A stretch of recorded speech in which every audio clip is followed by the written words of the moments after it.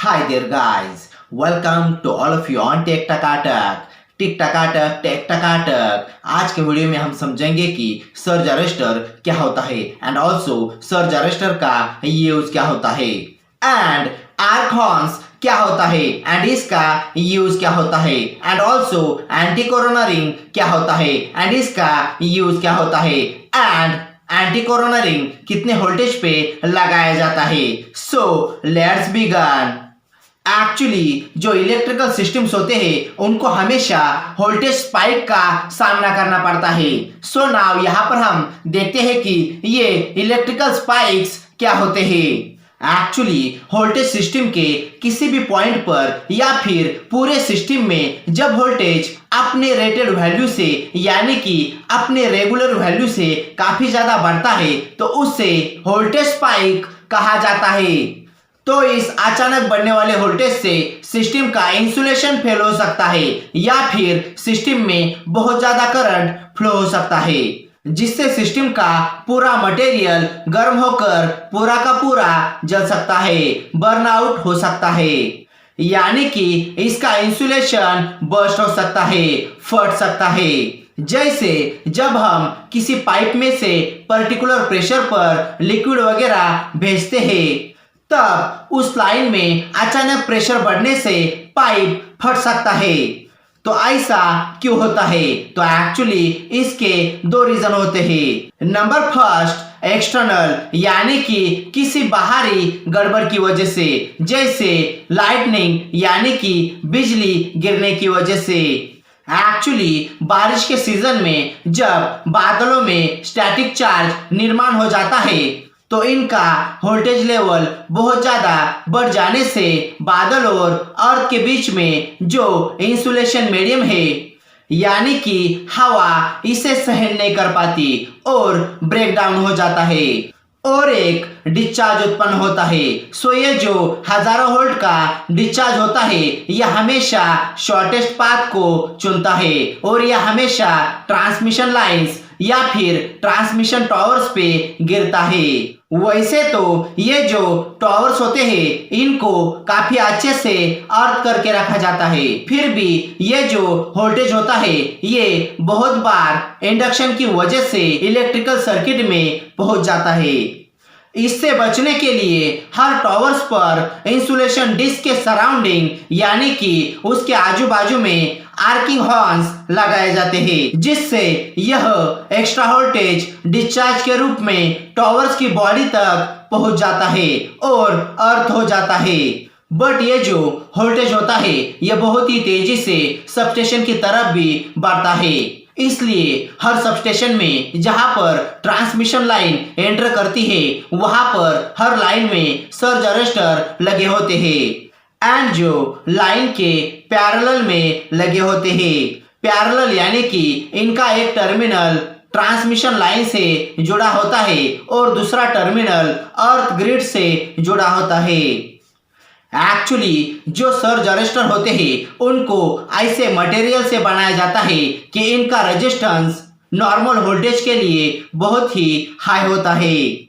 Normal voltage यानी कि जिस वोल्टेज के लिए इनको डिजाइन किया गया है, यानी कि 220 किलो वोल्ट का सर्ज अरेस्टर है तो 220 के भी उसके लिए नॉर्मल वोल्टेज होता है। तो इस वोल्टेज के लिए इसका रेजिस्टेंस बहुत ज्यादा हाई होगा। सो यहाँ पर लाइन पे 220 केवी वोल्टेज और नीचे अर्थ ग्रिड का वोल्टेज 0 वोल्ट है तो यहाँ पर करंट फ्लो करना चाहिए, बट इसका रेजिस्टेंस बहुत ही ज्यादा हाई होगा तो करंट फ्लो नहीं कर पाएगा। बट इनका रेजिस्टेंस हायर वोल्टेज के लिए बहुत ही कम हो जाता है और वोल्टेज पिक्स की वजह से यह कंडक्ट करने लगते हैं जिससे इस पॉइंट का वोल्टेज वापस लिमिट में आ जाता है। तो इस प्रकार इलेक्ट्रॉनिक सर्किट में जेनर डायोड का उपयोग किया जाता है जो ब्रेकडाउन वोल्टेज आने पर कंडक्ट करने लगता है और इससे हमारा जो लोड होता है वो एक्स्ट्रा वोल्टेज से बच जाता है। जैसे पाइप में सेफ्टी वॉल्व लगाने पर सेफ्टी वॉल्व काफी ज्यादा प्रेशर होने के बाद एक्स्ट्रा लिक्विड को बाहर फेंक देता है और प्रेशर को रिलीज कर देता है और इससे हमारा पाइप फटने से बच जाता है। एंड इससे ये जो पीक वोल्टेज होता है ये सबस्टेशन के अंदर नहीं जा पाता एंड जिससे सबस्टेशन के सभी इक्विपमेंट्स जैसे ट्रांसफार्मर, मेजरिंग डिवाइसेस वगैरह सेफ रहते हैं। और जैसे ही एक्स्ट्रा वोल्टेज रिलीज हो जाता है हमारा सर्ज अरेस्टर अपने रेजिस्टेंस को फिर से रिकवर कर लेता है और अगले खतरे के लिए तैयार हो जाता है। और यहाँ पर अगर आप लाइटनिंग अरेस्टर क्या होता है इसके बारे में जानना चाहते हो देन यहाँ पर आप ऊपर आई बटन के लिंक पर क्लिक करके आप हमारा वीडियो देख सकते हो।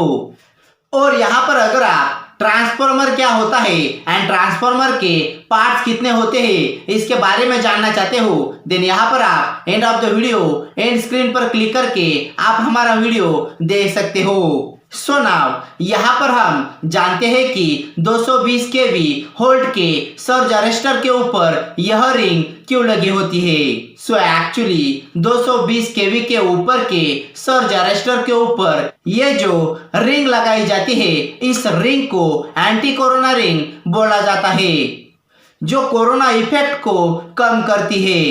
एक्चुअली जब भी आप हायर वोल्टेज की ट्रांसमिशन लाइन को देखेंगे जैसे 220 केवी, 400 केवी या फिर उससे भी अधिक हायर वोल्टेज के ट्रांसमिशन लाइन को देखेंगे तो वहां पर आपको इस तरह की रिंग दिखाई देगी जिसे एंटी कोरोना रिंग बोला जाता है।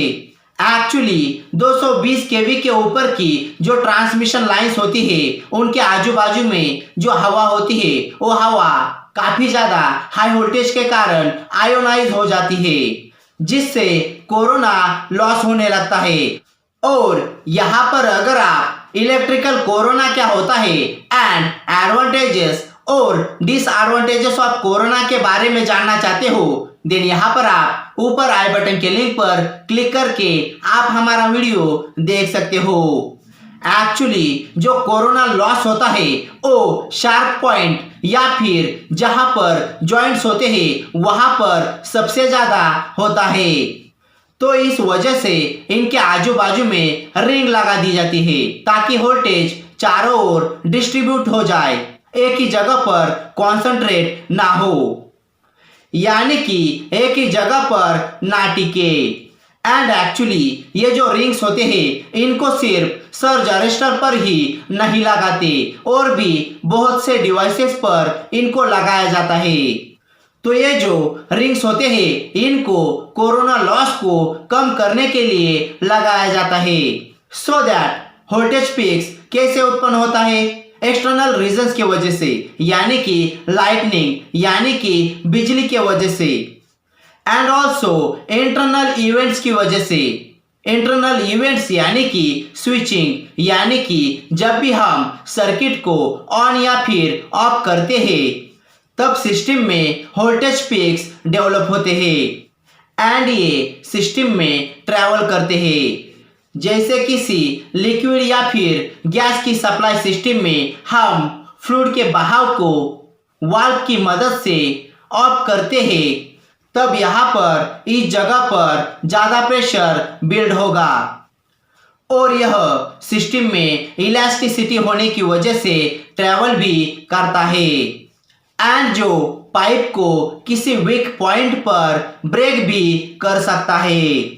ठीक इसी प्रकार से इलेक्ट्रिकल सिस्टम में सर्किट ब्रेकर के फंक्शन करने की वजह से वोल्टेज पीक्स डेवलप होते हैं और सिस्टम में ट्रैवल करते हैं एंड एक्चुअली यह वोल्टेज पीक्स एक्सपेंसिव और सेंसिटिव डिवाइसेस जैसे ट्रांसफार्मर तक ना पहुंचे इसके लिए इन डिवाइसेस के पहले सर्ज अरेस्टर लगाया जाता है वरना ट्रांसफार्मर की वाइंडिंग का इंसुलेशन खराब हो सकता है और बहुत बड़ा एक्सीडेंट हो सकता है एंड बहुत बार सर्ज अरेस्टर खुद जलकर ट्रांसफार्मर को बचाता है एंड जो बहुत ही जरूरी होता है क्योंकि ट्रांसफार्मर की कॉस्ट सर्ज अरेस्टर से बहुत ही ज़्यादा होती है। एंड एक्चुअली सिस्टम के हर एक इम्पोर्टेंट डिवाइसेस के लिए सर्ज अरेस्टर का यूज किया जाता है।